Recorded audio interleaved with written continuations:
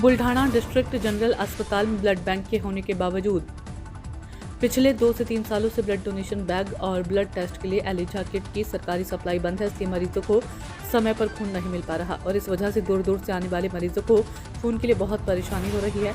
District general अस्पताल के surgeon doctor Dattatreya Birajdar से संपर्क करने पर उन्होंने इस बात की पुष्टि की, लेकिन उन्होंने कहा कि हम ये किट बाहर से खरीदते हैं, लेकिन सरकारी सप्लाई बंद है।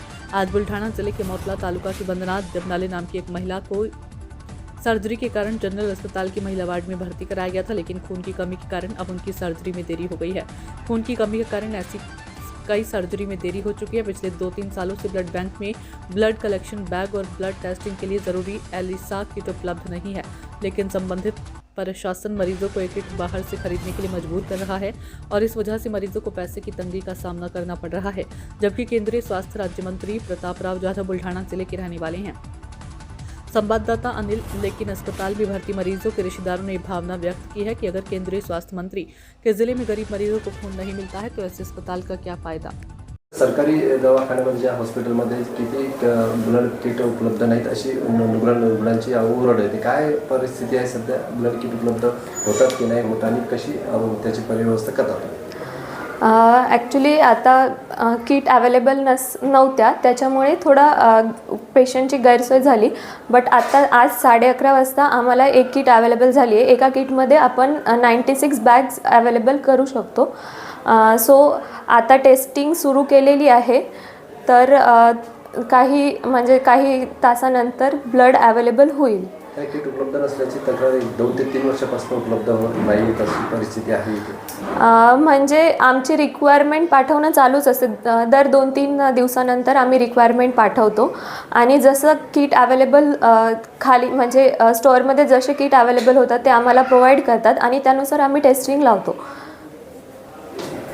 राहुल राजेंद्र दिवनाले, माझी आई इथं वुमन्स हॉस्पिटलला भरती आहे.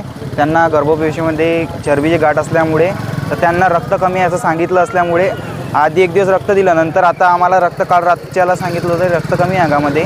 त्यासाठी आज आम्ही सकाळी 10 वाजेपासून येऊन इथं डोनर घेऊन बसलो आहे. त्यांच्याकडे गेलो, ते एलायझाची कोणती किट असते रक्त घ्यायची तर ती अवेलेबल नाही आहे म्हणता. जर आम्हाला जर एवढं हे करत आहे तर मग बाकीच्या नागरिकांना कसं आहे, मी जर शिकलेला आहे, बाकीचे जर कसे असतात आता सुशिक्षित नसतात काही त्यांना तर खूप त्रास आहे ना. हे दवाखाने गोरगरिबांसाठी असतात. आता रक्त मिळालं नाही? हां, रक्त मिळालं तुम्हाला? नाही, अजून मिळालेलं नाही.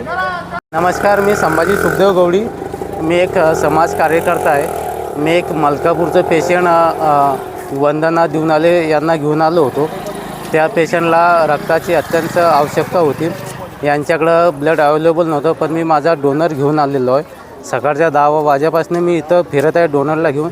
त्यांच्याकडे जे एलायझा किट आहे, जे डोनरनं रक्तदान केल्यानंतर त्याचे जे रक्ताचे जे शस्त्रक्रिया केल्या ते तपासण्या केल्या जातात, त्या यांच्याकडे किटच अवेलेबल नाही आहे. आता यांच्याकडे किट अवेलेबल नाही तर यांना वेळेवर माहिती पडलं नसेल की यांच्याकडे किट नाही आहे.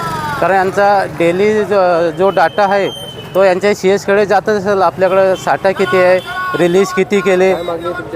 आता आमची अशी मागणी आहे की जर सरकारी दवाखाना गोरगरिबासाठी आहे तर त्यांनाच जर सुविधा पुरवल्या जात नाही तर हे जे शासकीय कर्मचारी आहे किंवा CS असतील हे गोरगरिबाले मृत्यूच्या दारामध्ये त्यांच्या हातानं ढकलत आहेत.